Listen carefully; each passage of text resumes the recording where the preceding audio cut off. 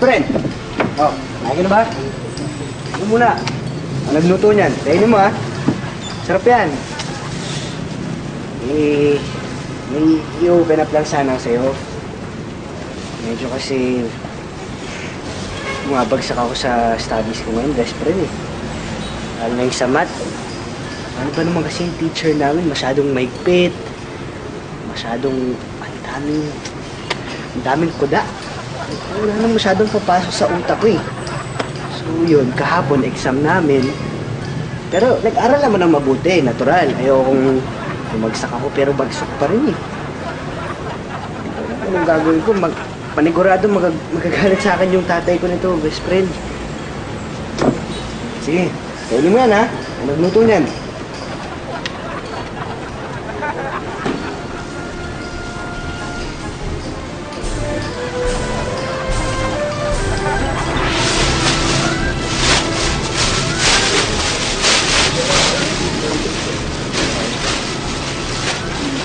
Best friend, away kami ng tatay ko.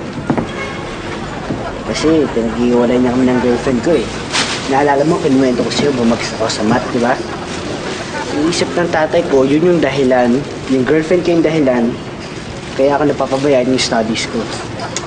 Pero hindi naman talaga eh. Wala, ang ending, sobrang naghihigpit sa akin si daddy ngayon.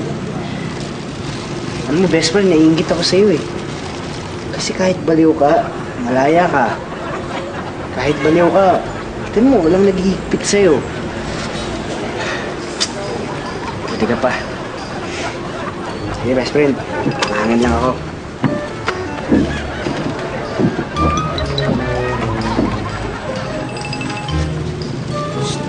Uy, kaibigan mo ba yun?